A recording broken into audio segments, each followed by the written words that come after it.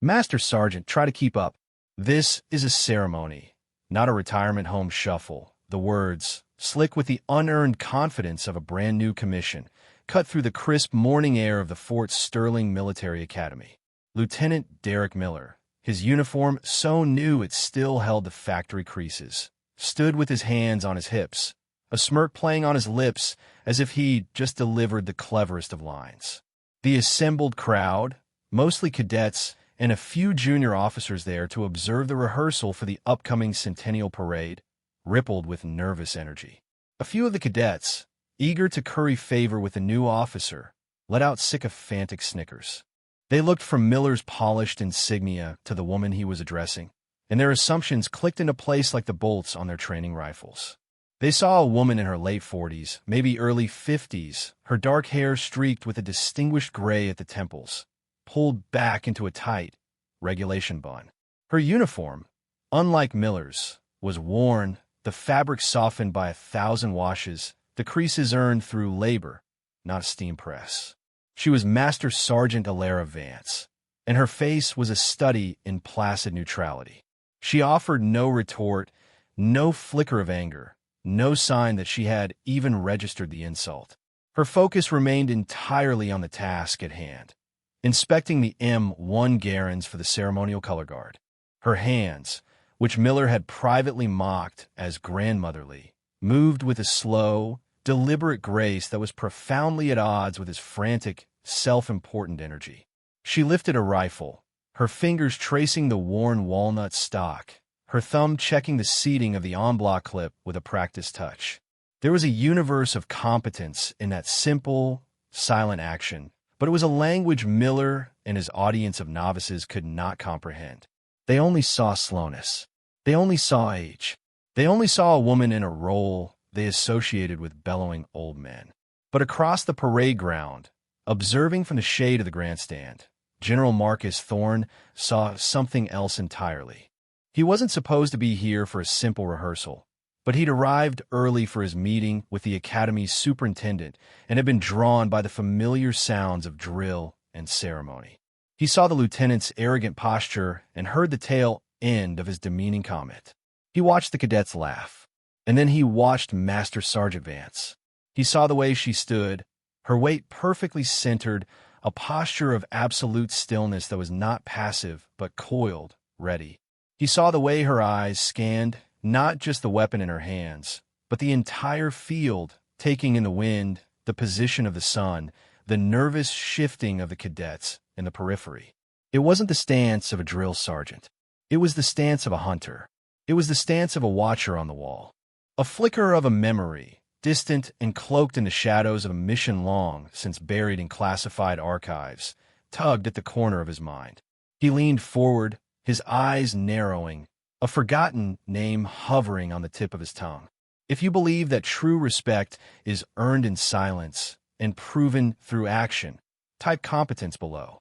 Lieutenant Miller, emboldened by Master Sergeant Vance's continued silence, took it as a confirmation of his own superiority.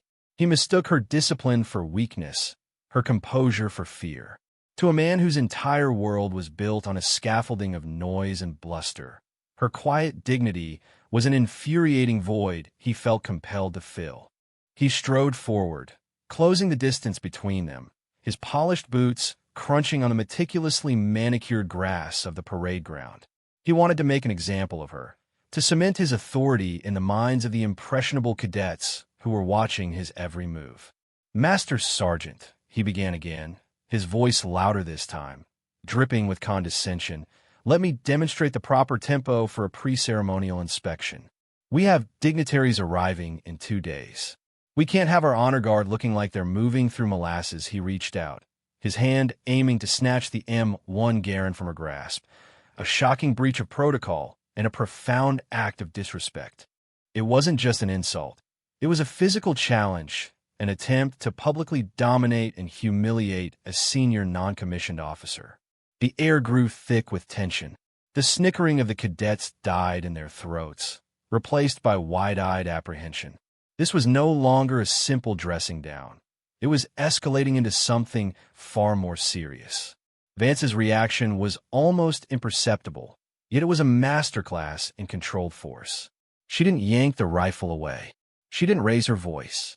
As his fingers brushed against the barrel, she simply shifted her grip and slightly rotated her body, using his own forward momentum against him. It was not an aggressive move, but a simple, undeniable statement of control. The rifle, which had been a passive object in her hands, was suddenly an immovable part of her. Miller's hand met solid resistance, and he stumbled forward a half step, his balance momentarily broken. A flush of red crept up his neck. He had expected her to yield, to flinch, to give way to his rank and aggression. Instead, she had met him with a quiet, unshakable foundation of strength. For the first time, a flicker of doubt entered his eyes, but it was quickly extinguished by a surge of indignant rage. He was a lieutenant. She was just an old NCO. He was in the right. From the grandstand, General Thorne's jaw tightened. The movement he had just witnessed was no drill field maneuver. It was a textbook application of center of gravity manipulation, a technique taught in the most elite close-quarters combat courses. It was designed to neutralize a threat without creating a commotion, a subtle art of dominance learned in places where loud noises got you killed. The memory in his mind sharpened, the pieces of a puzzle he hadn't thought about in 20 years beginning to snap into place. He remembered a dusty briefing room in a forward operating base whose name was a state secret, a grainy photograph of a small, elite team. He remembered the call sign of their enigmatic leader, the one they called Wraith. He looked at Master Sergeant Vance again, at the calm, unreadable expression on her face, and a single, unbelievable thought took root in his mind. It couldn't be. The universe, it seems, has a profound sense of irony. It often chooses the most meticulously planned moments to introduce pure, unadulterated chaos.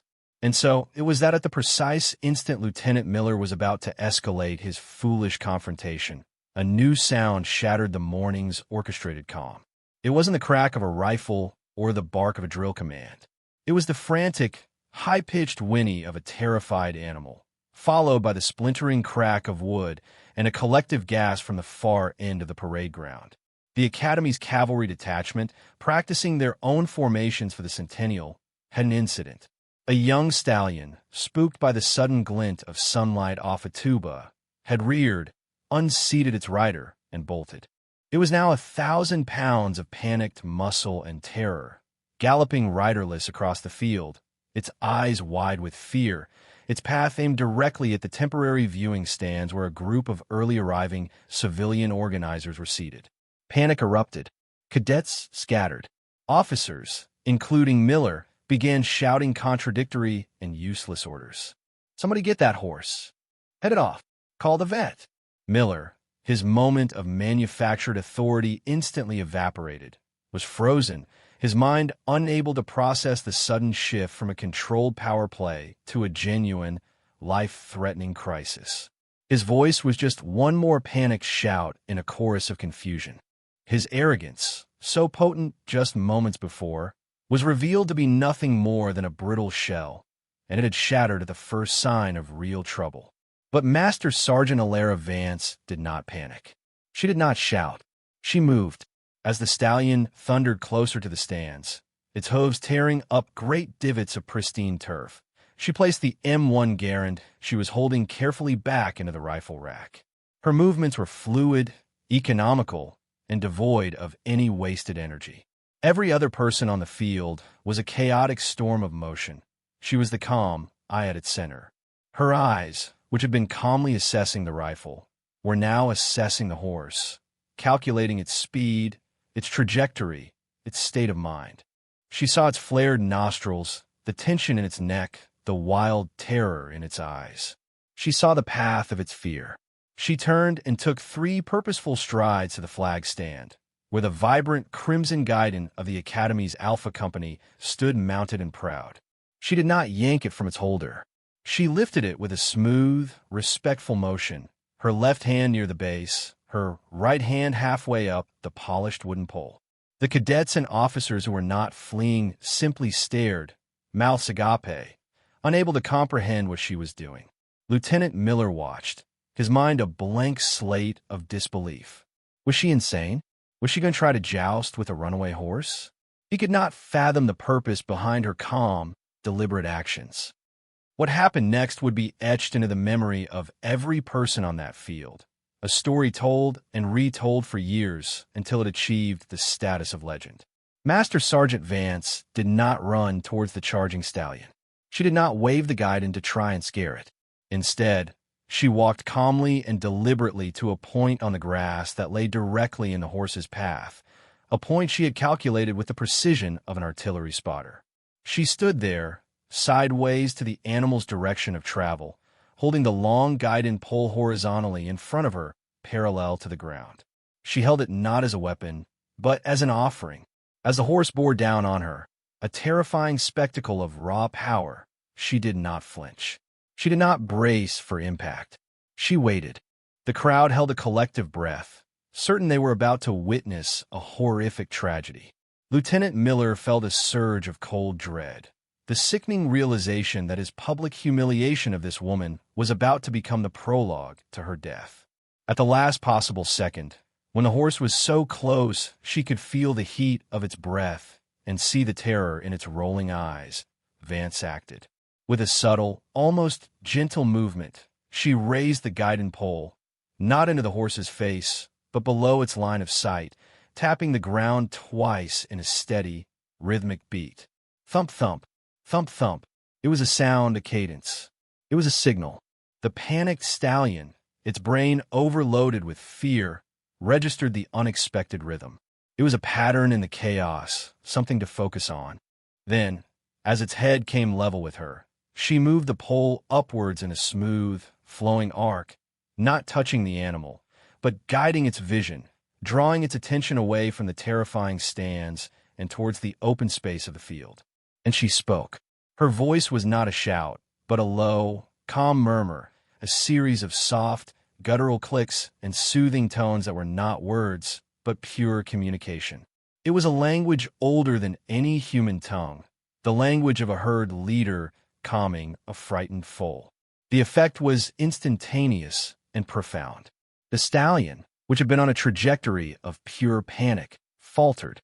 Its gallop slowed to a canter, then a trot. It turned its head, following the hypnotic movement of the guidon, its ears twitching as it listened to her voice. It allowed its momentum to be guided by her calm, circling around her once before coming to a stop, its flanks heaving, its body trembling, but its panic broken. Vance continued to murmur, and slowly, she reached out her free hand, not to the horse's face, but to its powerful neck, and began to stroke it with a firm, steady pressure. A great, shuddering sigh escaped the animal. It lowered its head and leaned into her touch, its crisis over. A deafening silence fell over the entire parade ground.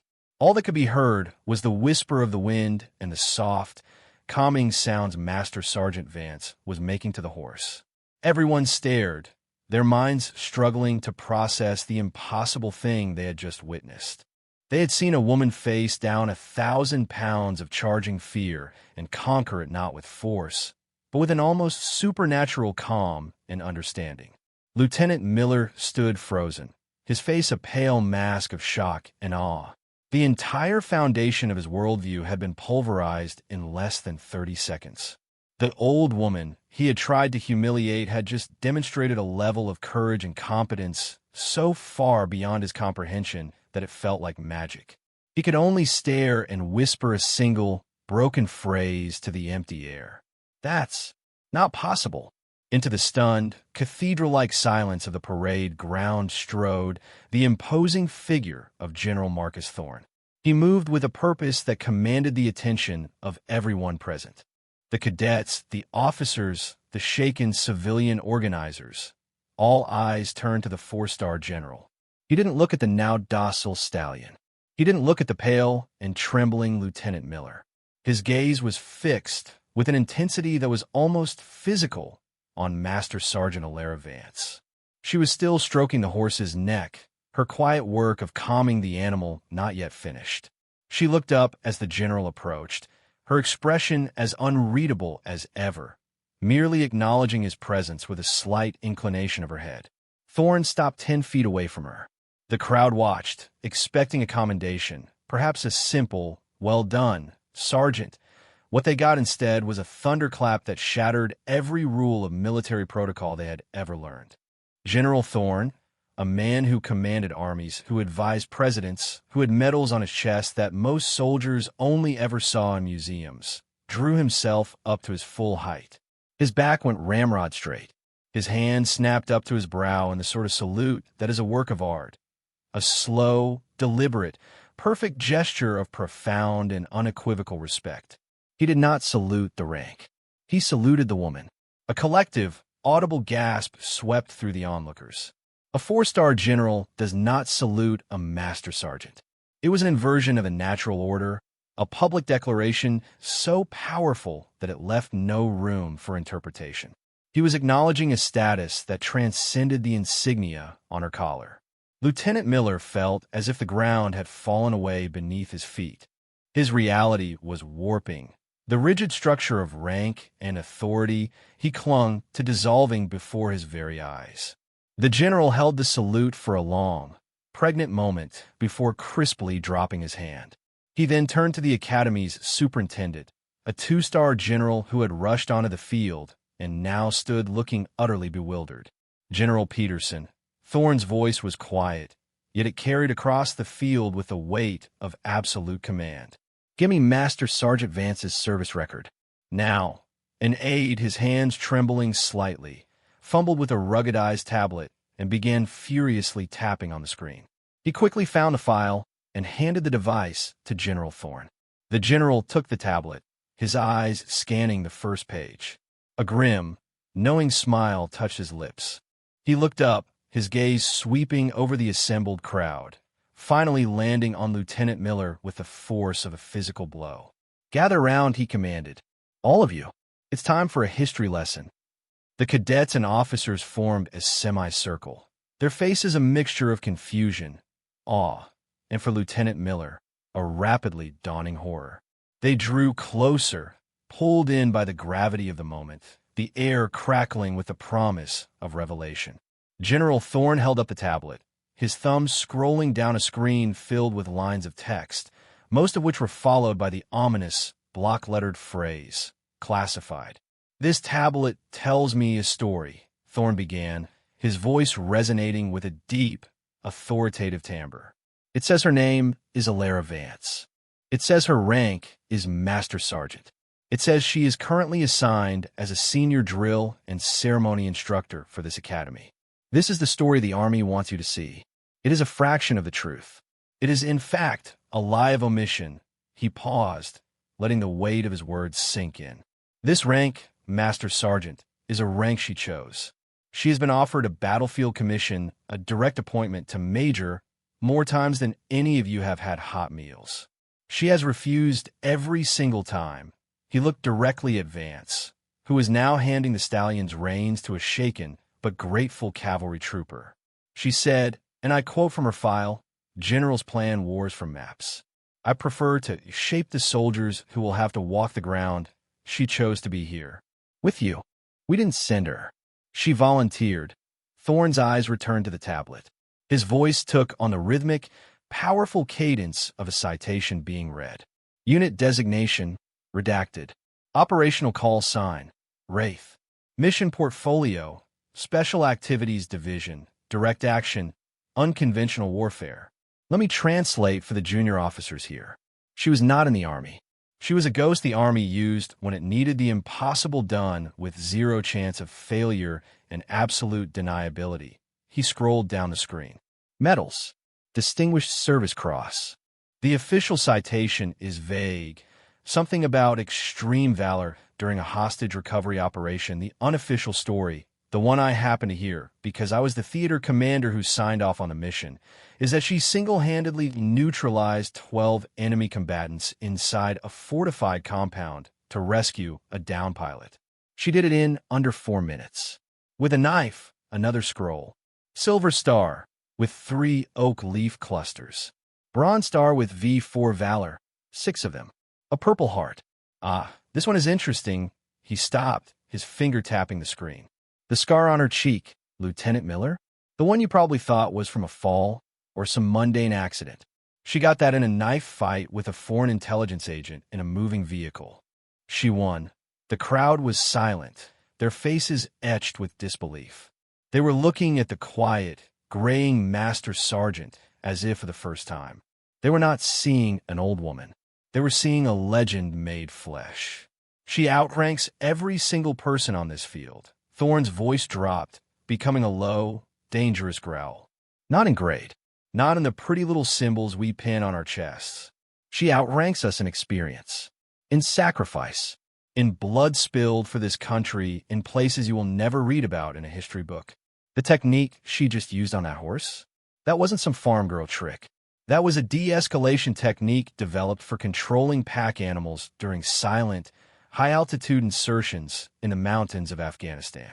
It was designed to keep an entire mission from being compromised by a spooked mule. You, Lieutenant, try to correct the posture of a woman who once held a sniper's perch, perfectly still, for 72 consecutive hours in sub-zero temperatures, waiting for a high-value target to show his face. You demanded tempo from a woman who is a grandmaster of the art of patience. He lowered the tablet, his eyes locking with Miller's. You didn't just disrespect a senior NCO. You displayed an ignorance so profound it is a danger to national security. You stood on a mountain of experience and saw only a pebble. You will render an apology to Master Sergeant Vance, and then you will spend the rest of your career praying you learn a fraction of what she knows. The story of what happened on the parade ground spread through Fort Sterling not like wildfire, but like a shockwave. It traveled instantly and everywhere. It was whispered in the barracks that night, discussed in hushed, reverent tones in the officers' club, and dissected in detail by the instructors in the academy's classrooms. The narrative solidified almost immediately into the legend of the General Salute, or, more simply, the Vance incident. Cadets who had witnessed it recounted the events with wide-eyed wonder, their descriptions growing more mythic with each telling. The sight of the four-star General Salute, an act that so powerfully upended the visible hierarchy, became the central, unforgettable image. It was a perfect, self-contained lesson in the difference between authority and respect, a lesson more potent than anything they could learn from a textbook. The guidon pole Vance had used was quietly removed from service. A few days later, it appeared in a glass case in the main rotunda of the Academy's headquarters building. Beneath it was a small, polished brass plaque with just 2 words engraved on it: quiet professionalism. It became a landmark, a point of pilgrimage for new cadets who were told the story by their upperclassmen, a tangible reminder that the most formidable people are often the ones who feel no need to announce it. Lieutenant Miller's transformation was as swift as it was profound. The public dismantling of his arrogance, conducted with surgical precision by General Thorne, had not just humbled him, it had rebuilt him. The brittle confidence was gone, replaced by a quiet, searching sobriety. The following morning, he presented himself before Master Sergeant Vance as she was conducting her morning inspection of the barracks. He didn't wait to be asked. In front of his entire platoon, he came to the position of attention, rendered a salute that was, for the first time, imbued with genuine respect, and delivered a formal, unequivocal apology. Master Sergeant Vance, he began, his voice steady but stripped of all its former swagger. My actions yesterday were unprofessional, disrespectful, and inexcusable. I made assumptions based on ignorance and prejudice. I failed to see the leader standing in front of me. I was wrong, and I apologize. I request the opportunity to learn from you. Vance listened to his entire speech without interruption. When he was finished, she returned his salute with a crispness that belied her calm demeanor. She looked at him, her eyes holding his for a long moment, and then she gave a single, almost imperceptible nod. Understood, Lieutenant, she said. It was all she needed to say. There was no lecture, no, I told you so. The lesson had already been taught. Acceptance was the only thing that remained. From that day forward, Lieutenant Miller became Master Sergeant Vance's shadow. He did not do it to curry favor or to repair his reputation in the eyes of his superiors. He did it because for the first time in his life, he understood the vastness of his own ignorance. He began to see the world through a new lens. He watched her not just for what she did, but for how she did it. He saw the way she corrected a cadet's posture, not with a barked insult, but with a quiet word and a gentle touch, explaining the why behind the what. He saw how she could defuse a tense argument between two young soldiers with a simple, well-timed question. He started to understand that her silence wasn't passivity. It was a form of listening so intense that it bordered on a superpower. She absorbed information, processed it, and acted with a precision that made his own loud commands seem clumsy and inefficient. He started asking her questions, not about the secret missions or the medals. He knew better than that, but about leadership. "Master Sergeant, how did you know that Cadet was having trouble at home?" he asked one day, after she'd pulled a young man aside and spoken to him quietly, completely turning around his poor performance. "His boots," she replied without looking up from the rifle she was cleaning. "He's always been meticulous. For the last 3 days, there's been a scuff on the left toe he hasn't polished out. Small details tell the big stories, Lieutenant. You just have to learn to read them." That became her mantra, the core of her philosophy. Pay attention to the details. The rest will follow. She never spoke of the incident with the horse or the general's reveal. When new cadets, having heard the legend, would ask her about it, she would simply say, "The horse was scared. I helped it. Focus on your drill." She deflected all attempts to mythologize her, constantly redirecting the focus back to the work, to the standards, to the quiet, daily pursuit of excellence. Her humility was more profound and more instructive than any tale of heroism. It taught Miller and the cadets a crucial lesson. True confidence does not require an audience. True strength does not need to announce itself. Her actions on the parade ground had become a legend, but her quiet, consistent mentorship in the weeks and months that followed was her true legacy. She wasn't just a warrior. She was a teacher of the highest order, forging the next generation of leaders not in a crucible of fire, but in the steady, illuminating light of her own example. Years passed. The story of Master Sergeant Vance and the General Salute became a foundational piece of institutional folklore at Fort Sterling, a tale told to every incoming class of cadets on their first day. It served as the ultimate parable about the dangers of assumption and the true nature of respect. The guidon in the glass case was a constant, silent sermon. The phrase, "Don't pull a Miller," became common academy slang, a quick and effective shorthand for warning someone against making a superficial judgment. And what of the original Miller? He was now Captain Derek Miller, a company commander recently returned from a difficult deployment where his unit had performed with distinction. He was known throughout his brigade as a quiet, thoughtful leader, fiercely protective of his soldiers and unusually deferential to the wisdom of his senior NCOs. He was the kind of officer that the best sergeants competed to work for. One evening, he stood before a group of newly commissioned lieutenants, his own former arrogance a distant memory. He was their mentor for a professional development session, and he chose to teach them not with a PowerPoint presentation, but with a story. "Let me tell you about the most important lesson I ever learned," he began, his voice calm and measured. "It wasn't in a classroom or on a battlefield. It happened on a parade ground, and it started with me being a fool." He told them the entire story, leaving out no embarrassing detail of his own hubris and ignorance. He described his condescending words, his attempt to snatch the rifle, his frozen panic when the horse bolted. He then described what he had witnessed: the impossible calm, the profound competence, and the world-altering salute. "I thought rank on my chest made me a leader," he told the rapt lieutenants. "I was wrong. Leadership isn't given to you. It's a quality you must recognize in others, regardless of their station. The most competent person in the room is often the quietest one. The most experienced person is often the one with the least to prove." My greatest failure as a lieutenant became my greatest gift as a leader because it taught me to shut my mouth and open my eyes. It taught me to look for the Master Sergeant Vances of the world and to thank God when I find them. He had learned the lessons so deeply that he had made it his own, transforming his personal humiliation into a powerful teaching tool to protect others from making the same mistake. His story was now part of her legacy, a living testament to the change she had inspired. Master Sergeant Alara Vance never retired.